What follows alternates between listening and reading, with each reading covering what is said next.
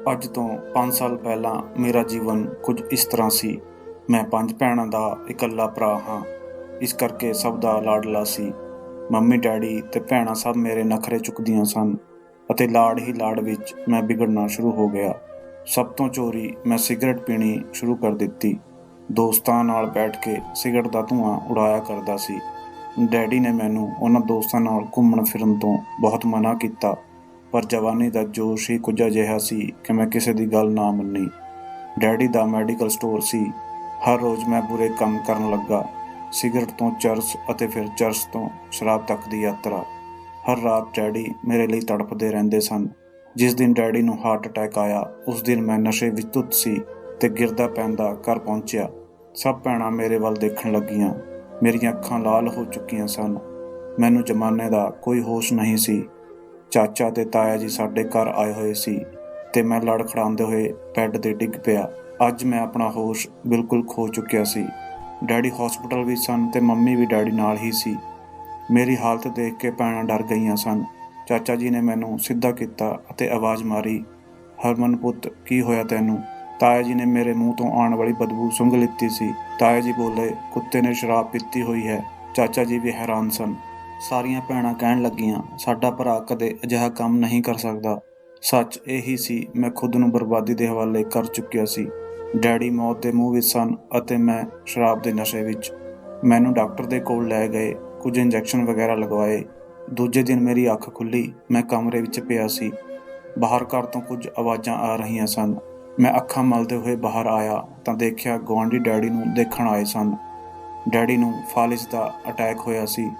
ਉਹ ਹੁਣ ਨਾ ਤਾਂ ਚੱਲ ਸਕਦੇ ਸਨ ਤੇ ਨਾ ਹੀ ਉੱਠ ਸਕਦੇ ਸਨ। ਮੈਂ ਖੁਦ ਨੂੰ ਕੋਸ ਰਿਹਾ ਸੀ। ਮੈਂ ਡੈਡੀ ਕੋਲ ਗਿਆ। ਡੈਡੀ ਕੁਝ ਬੋਲ ਵੀ ਤਾਂ ਨਹੀਂ ਸਕਦੇ ਸਨ। ਡੈਡੀ ਮੇਰੇ ਵੱਲ ਬੇਬਸੀ ਨਾਲ ਦੇਖ ਰਹੇ ਸਨ। ਮੈਂ ਡੈਡੀ ਕੋਲ ਬੈਠਿਆ, ਉਹਨਾਂ ਨਾਲ ਕੁਝ ਗੱਲਾਂ ਕੀਤੀਆਂ, ਪਰ ਡੈਡੀ ਕੁਝ ਬੋਲ ਨਹੀਂ ਸਕਦੇ ਸਨ। ਮੰਮੀ ਉਦਾਸ ਬੈਠੀ ਸੀ। ਸ਼ਾਮ ਦਾ ਟਾਈਮ ਹੋ ਚੁੱਕਿਆ ਸੀ। ਮੈਨੂੰ ਸ਼ਰਾਬ ਪੀਣ ਦੀ ਲਲਕ ਹੋਣ ਲੱਗੀ। ਮੈਂ ਹੁਣ ਕਿਸੇ ਤਰ੍ਹਾਂ ਬਹਾਨਾ ਬਣਾ ਕੇ ਘਰ ਤੋਂ ਬਾਹਰ ਜਾਣਾ ਚਾਹੁੰਦਾ ਸੀ। ਹਲਕਾ ਜਿਹਾ ਹਨੇਰਾ ਹੋ ਗਿਆ। ਮੈਂ ਦੋਸਤਾਂ ਕੋਲ ਪਹੁੰਚਿਆ। ਸ਼ਰਾਬ ਪੀ ਕੇ ਰਾਤ 12 ਵਜੇ ਘਰ ਆਇਆ। ਹੁਣ ਹਰ ਰੋਜ਼ ਦੀ ਮੇਰੀ ਇਹੀ ਰੁਟੀਨ ਹੋਣ ਲੱਗੀ ਸੀ। ਚਾਚਾ ਜੀ ਤੇ ਤਾਇਆ ਜੀ ਨੇ ਮੈਨੂੰ 1-2 ਵਾਰ ਕੁੱਟਿਆ ਵੀ, ਪਰ ਮੈਂ ਹੁਣ ਨਸ਼ਾ ਨਹੀਂ ਛੱਡ ਸਕਦਾ ਸੀ। ਬੇਵੱਸ ਹੋ ਗਿਆ ਸੀ।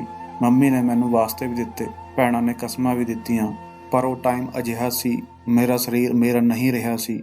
ਮੈਂ ਖੁਦ ਉੱਤੇ ਕਾਬੂ ਨਹੀਂ ਕਰ ਸਕਦਾ ਸੀ। ਹੁਣ ਜਿਉਂਦੇ ਰਹਿਣ ਲਈ ਨਸ਼ਾ ਕਰਨਾ ਜ਼ਰੂਰੀ ਸੀ। ਘਰ ਦੇ ਹਾਲਾਤ ਖਰਾਬ ਹੋਣ ਲੱਗੇ ਸੀ। ਚਾਚਾ ਤੇ ਤਾਇਆ ਜੀ ਵੀ ਕਦੋਂ ਤੱਕ ਸਾਡਾ ਬੋਝ ਚੁੱਕਦੇ। ਮੇਰੀ ਮੰਗਣੀ ਇੱਕ ਕੁੜੀ ਨਾਲ ਸ਼ਰਾਬ ਪੀਣ ਤੋਂ ਪਹਿਲਾਂ ਹੋ ਚੁੱਕੀ ਸੀ, ਜੋ ਐਮਏ ਕਰ ਰਹੀ ਸੀ। ਉਹਨਾਂ ਨੇ ਵੀ ਮੈਨੂੰ ਸ਼ਰਾਬੀ ਕਹਿ ਕੇ ਰਿਸ਼ਤਾ ਤੋੜ ਦਿੱਤਾ। ਆਖਿਰ ਕੌਣ ਬਾਪ ਆਪਣੀ ਧੀ ਦਾ ਰਿਸ਼ਤਾ ਇੱਕ ਸ਼ਰਾਬੀ ਨਾਲ ਕਰ ਸਕਦਾ ਹੈ? ਮੇਰੇ ਕੋਲ ਨਸ਼ਾ ਕਰਨ ਲਈ ਪੈਸੇ ਖਤਮ ਹੋਣ ਲੱਗੇ ਸੀ। ਬੜੀ 2 ਭੈਣਾਂ ਇੱਕ ਪ੍ਰਾਈਵੇਟ ਸਕੂਲ ਵਿੱਚ ਨੌਕਰੀ ਕਰਨ ਲੱਗੀਆਂ। ਮੇਰੀ ਹਾਲਤ ਤਰਸ ਲਾਇਕ ਹੋ ਚੁੱਕੀ ਸੀ। ਇੱਕ ਦਿਨ ਮੈਂ ਨਸ਼ੇ ਦੇ ਲਈ ਪੈਸੇ ਮੰਗ ਰਿਹਾ ਸੀ, ਪਰ ਮੰਮੀ ਮਨਾ ਕਰ ਰਹੇ ਸਨ। ਮੈਨੂੰ ਜਿਵੇਂ ਪਾਗਲਪਨ ਦਾ ਦੌਰਾ ਪੈ ਗਿਆ। ਮੈਂ ਮੰਮੀ ਨੂੰ ਧੱਕਾ ਦਿੱਤਾ। ਮੰਮੀ ਦਰਵਾਜ਼ੇ ਨਾਲ ਟਕਰਾਏ ਤੇ ਸਿਰ ਫਟ ਗਿਆ। ਭੈਣਾਂ ਨੇ ਮੈਨੂੰ ਪੈਸੇ ਦਿੱਤੇ ਤੇ ਘਰੋਂ ਕੱਢ ਦਿੱਤਾ।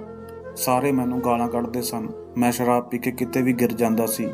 ਮੇਰੀ ਮੰਮੀ ਮੈਨੂੰ ਲੱਭ ਕੇ ਸਹਾਰਾ ਦੇ ਕੇ ਘਰ ਲੈ ਆਉਂਦੀ।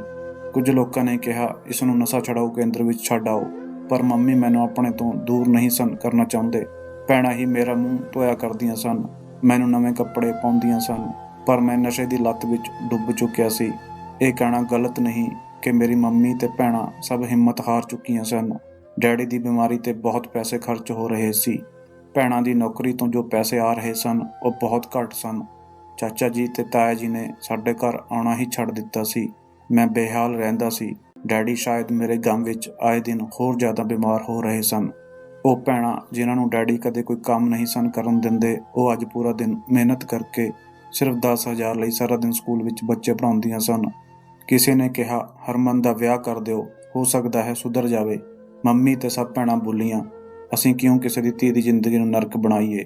ਮੰਮੀ ਕਿਸੇ ਵੀ ਹਾਲਤ ਵਿੱਚ ਮੇਰਾ ਵਿਆਹ ਨਹੀਂ ਸਨ ਕਰਵਾਉਣਾ ਚਾਹੁੰਦੇ, ਪਰ ਇੱਕ ਦਿਨ ਇੱਕ ਰਿਸ਼ਤਾ ਕਰਵਾਉਣ ਵਾਲੀ ਆਈ ਤੇ ਮੰਮੀ ਨੂੰ ਕਹਿਣ ਲੱਗੀ ਕਿ ਇੱਕ ਕੁੜੀ ਹੈ, ਉਸ ਦੇ ਮਾਂ-ਬਾਪ ਨਹੀਂ ਹਨ, ਨਾਨਾ ਨਾਨੀ ਨਾਲ ਰਹਿੰਦੀ ਹੈ, ਨਾਨੀ ਨੇ ਹੀ ਉਸ ਨੂੰ ਪੜ੍ਹਾਇਆ ਲਿਖਾਇਆ ਹੈ। ਉਸ ਦਾ ਵਿਆਹ ਵੀ ਕੀਤਾ, ਪਰ ਸਿਰਫ 10 ਦਿਨਾਂ ਬਾਅਦ ਹੀ ਤਲਾਕ ਹੋ ਗਿਆ। ਹੁਣ ਨਾਨਾ ਨਾਨੀ ਇਸ ਦੁਨੀਆ ਵਿੱਚ ਨਹੀਂ ਰਹੇ ਅਤੇ ਉਸਦੇ ਮਾਮਾ ਮਾਮੀ ਉਸ ਉੱਤੇ ਬਹੁਤ ਜ਼ੁਲਮ ਕਰਦੇ ਹਨ। ਤੁਸੀਂ ਕਹੋ ਤਾਂ ਹਰਮਨ ਨਾਲ ਵਿਆਹ ਕਰਵਾ ਦਈਏ। ਗੁਰਪ੍ਰੀਤ ਬੇਚਾਰੀ ਆਪਣੇ ਮਾਮਾ ਮਾਮੀ ਦੇ ਜ਼ੁਲਮ ਤੋਂ ਤਾਂ ਬਚ ਜਾਏਗੀ। ਮੈਂ ਕਿਹਾ, ਅਸੀਂ ਖੁਦ 2 ਵਕਤ ਦੀ ਰੋਟੀ ਮੁਸ਼ਕਿਲ ਨਾਲ ਖਾ ਰਹੇ ਹਾਂ, ਉਸ ਨੂੰ ਕਿੱਥੋਂ ਖਿਲਾਵਾਂਗੇ। ਪਰ ਮੰਮੀ ਨੂੰ ਸ਼ਾਇਦ ਉਸ ਉੱਤੇ ਤਰਸ ਆ ਗਿਆ। ਗੁਰਪ੍ਰੀਤ ਨਾਲ ਮੇਰਾ ਵਿਆਹ ਕਰਵਾ ਦਿੱਤਾ। ਮੈਂ ਅੱਜ ਸ਼ਰਾਬ ਨਹੀਂ ਪੀਤੀ ਸੀ। ਉਹ ਮੇਰੇ ਕੋਲ ਬੈਠੀ ਸੀ। ਅੱਜ ਪਹਿਲੀ ਰਾਤ ਸੀ। ਉਹ ਮੇਰੇ ਵੱਲ ਦੇਖ ਕੇ ਬੋਲੀ, ਹਰਮਨ, ਸੁਣਿਆ ਹੈ ਤੁਸੀਂ ਸ਼ਰਾਬ ਵੀ ਪੀਂਦੇ ਹੋ। ਮੈਂ ਉਸ ਦੀਆਂ ਅੱਖਾਂ ਵਿੱਚ ਦੇਖਿਆ। ਬਹੁਤ ਸੋਹਣੀ ਸੀ। ਮੈਂ ਚਾਹੁੰਦੇ ਹੋਏ ਵੀ ਝੂਠ ਨਾ ਬੋਲ ਸਕਿਆ। ਮੈਂ ਕਿਹਾ, ਜੀ ਬਿਲਕੁਲ ਪੀਂਦਾ ਹਾਂ। ਫਿਰ ਉਹ ਚੁੱਪ ਹੋ ਗਈ। ਉਸ ਰਾਤ ਮੈਂ ਕੋਈ ਨਸ਼ਾ ਨਹੀਂ ਕੀਤਾ ਸੀ। 2 ਦਿਨ ਤਾਂ ਨਸ਼ੇ ਤੋਂ ਬਿਨਾਂ ਨਿਕਲ ਗਏ, ਪਰ ਫਿਰ ਉਸੇ ਰੂਟੀਨ ਵਿੱਚ ਸ਼ਰਾਬ ਪੀ ਕੇ ਘਰ ਆਉਂਦਾ। ਗੁਰਪ੍ਰੀਤ ਨੇ ਸਭ ਭੈਣਾਂ ਤੇ ਮੰਮੀ ਨੂੰ ਕਿਹਾ ਸੀ, ਇਸ ਨੂੰ ਕੋਈ ਨਾ ਸੰਭਾਲੋ। ਗੁਰਪ੍ਰੀਤ ਨੇ ਮੇਰਾ ਹੱਥ ਫੜਿਆ ਤੇ ਫਿਰ ਕਮਰੇ ਵਿੱਚ ਲੈ ਗਈ। ਮੈਨੂੰ ਬੈੱਡ ਤੇ ਪਾ ਦਿੱਤਾ ਤੇ ਮੈਂ ਸੌਂ ਗਿਆ। ਸਵੇਰੇ ਅੱਖ ਖੁੱਲ੍ਹੀ, ਨਸ਼ਾ ਉਤਰ ਗਿਆ ਸੀ। ਉਹ ਮੇਰੇ ਕੋਲ ਆਈ ਤੇ ਕਹਿਣ ਲੱਗੀ, ਹਰਮਨ ਉੱਠੋ ਤੇ ਮੂੰਹ ਹੱਥ ਧੋ ਲਓ। ਮੈਂ ਉਸ ਵੱਲ ਦੇਖਣ ਲੱਗਾ। ਮੈਂ ਹੱਥ ਮੂੰਹ ਧੋਇਆ ਤੇ ਖਾਣਾ ਖਾਧਾ। ਮੈਨੂੰ ਉਸਨੇ ਪੈਸੇ ਦਿੱਤੇ। ਕਹਿਣ ਲੱਗੀ, ਹਰਮਨ ਜਾਓ ਸ਼ਰਾਬ ਪੀਣ, ਰਾਤ ਨੂੰ ਆ ਜਾਇਓ ਤੇ ਮੈਨੂੰ ਦੱਸੋ ਰਾਤ ਨੂੰ ਖਾਣੇ ਵਿੱਚ ਕੀ ਖਾਓਗੇ। ਮੈਂ ਹੈਰਾਨ ਸੀ, ਇਹ ਕੀ ਬੋਲ ਰਹੀ ਹੈ। ਮੈਂ ਵੀ ਬੇਸ਼ਰਮਾ ਦੀ ਤਰ੍ਹਾਂ ਪੈਸੇ ਲਿੱਤੇ ਤੇ ਚਲਾ ਗਿਆ ਤੇ ਰਾਤ ਨੂੰ ਆਇਆ। ਉਹੀ ਰੂਟੀਨ ਦੂਜੇ ਦਿਨ। ਮੈਨੂੰ ਪੈਸੇ ਦਿੱਤੇ ਤੇ ਘਰ ਦੇ ਕੰਮ ਕਰਨ ਲੱਗੀ। ਮੈਂ ਪੁੱਛਿਆ, ਗੁਰਪ੍ਰੀਤ ਤੂੰ ਐਵੇਂ ਕਿਉਂ ਕਰ ਰਹੀ ਹੈ? ਤੂੰ ਕਿਉਂ ਮੈਨੂੰ ਪੈਸੇ ਦੇ ਰਹੀ ਹੈ? ਗੁਰਪ੍ਰੀਤ ਚੁੱਪ ਰਹੀ। ਫਿਰ ਮੈਂ ਪੁੱਛਿਆ, ਗੁਰਪ੍ਰੀਤ ਦੱਸੋ ਨਾ, ਕਿਉਂ ਪੈਸੇ ਦੇ ਰਹੀ ਹੈ? ਗੁਰਪ੍ਰੀਤ ਮੇਰੇ ਵੱਲ ਦੇਖ ਕੇ ਬੋਲੀ, ਹਰਮਨ ਤੁਸੀਂ ਜਾਓ ਸ਼ਰਾਬ ਪੀਓ ਜਾ ਕੇ। ਇਹ ਕਹਿੰਦੇ ਹੋਏ ਗੁਰਪ੍ਰੀਤ ਦੀਆਂ ਅੱਖਾਂ ਵਿੱਚ ਹੰਝੂ ਸਨ। ਮੈਂ ਪੁੱਛਿਆ, ਗੁਰਪ੍ਰੀਤ ਕੀ ਹੋਇਆ? ਉਹ ਮੇਰਾ ਹੱਥ ਫੜ ਕੇ ਕਮਰੇ ਵਿੱਚ ਲੈ ਗਈ। ਹਰਮਨ, ਮੈਂ ਬਹੁਤ ਦੁੱਖ ਦੇਖੇ ਹਨ। ਬਿਨਾਂ ਮਾਂ-ਬਾਪ ਦੇ ਵੱਡੀ ਹੋਈ, ਸਭ ਕੁਝ ਸਹਿਣ ਕੀਤਾ। ਵਿਆਹ ਹੋਇਆ, ਫਿਰ ਤਲਾਕ ਹੋਇਆ ਤੇ ਫਿਰ ਇੱਕ ਸ਼ਰਾਬੀ ਨੂੰ ਵੀ ਸਵੀਕਾਰ ਕਰ ਲਿੱਤਾ। ਹਰਮਨ, 2 ਦਿਨ ਬਾਅਦ ਦੀਵਾਲੀ ਹੈ। ਅੱਜ ਕੀ ਸ਼ਰਾਬ ਪੀਤੇ ਬਿਨਾਂ ਘਰ ਆ ਸਕਦੇ ਹੋ? ਮੈਂ ਹੈਰਾਨ ਸੀ, ਅਜਿਹਾ ਕੀ ਹੈ? ਗੁਰਪ੍ਰੀਤ ਕਮਰੇ ਤੋਂ ਬਾਹਰ ਜਾਂਦੇ ਹੋਏ ਬੋਲੀ, ਰਾਤ ਨੂੰ ਆਓਗੇ ਤਾਂ ਦੱਸਾਂਗੀ। ਮੈਂ ਉਸ ਦਿਨ ਸ਼ਰਾਬ ਨਹੀਂ ਪੀਤੀ ਸੀ। ਰਾਤ ਨੂੰ ਘਰ ਆਇਆ। ਗੁਰਪ੍ਰੀਤ ਮੇਰੇ ਲਈ ਖਾਣਾ ਲੈ ਕੇ ਆਈ। ਮੈਂ ਖਾਣਾ ਖਾਧਾ। ਮੈਂ ਬਹੁਤ ਬੇਚੈਨ ਸੀ ਇਹ ਜਾਣਨ ਲਈ ਕਿ ਆਖਿਰ ਗੁਰਪ੍ਰੀਤ ਕੀ ਦੱਸਣਾ ਚਾਹੁੰਦੀ ਸੀ। ਰਾਤ ਦੇ 11 ਵਜੇ ਮੈਂ ਦੇਖਿਆ ਮੇਰੀ ਭੈਣਾਂ ਕਮਰੇ ਵਿੱਚ ਬੈਠੀਆਂ ਸਨ। ਇੱਕ ਭੈਣ ਬੋਲੀ, ਮੰਮੀ ਅਸੀਂ ਦੀਵਾਲੀ 'ਤੇ ਕੱਪੜੇ ਨਹੀਂ ਲੈਣੇ। ਮੰਮੀ ਬੋਲੇ, ਧੀਏ ਲੈ ਲੈ, ਪਿਛਲੀ ਦੀਵਾਲੀ 'ਤੇ ਵੀ ਤੂੰ ਕੁਝ ਨਹੀਂ ਲਿੱਤਾ ਸੀ। ਵੱਡੀ ਭੈਣ ਬੋਲੀ, ਮੰਮੀ ਮੈਂ ਸੋਚ ਰਹੀ ਹਾਂ ਕਿ ਇਸ ਰਿਸ਼ਤੇ ਨੂੰ ਹਾਂ ਕਰ ਦਿਆਂ ਜੋ ਮੇਰੇ ਲਈ 50 ਸਾਲ ਦੇ ਬੁੱਢੇ ਦਾ ਆਇਆ ਹੈ। ਮੰਮੀ, ਉਹ ਬਹੁਤ ਅਮੀਰ ਹੈ। ਮੇਰੇ ਵਿਆਹ ਨਾਲ ਡੈਡੀ ਦਾ ਇਲਾਜ ਹੋ ਜਾਵੇਗਾ। ਸਾਡੇ ਘਰ ਦੇ ਹਾਲਾਤ ਕੁਝ ਠੀਕ ਹੋ ਜਾਣਗੇ। ਭੈਣ ਦੀ ਆਵਾਜ਼ ਕੁਝ ਕੰਬ ਰਹੀ ਸੀ।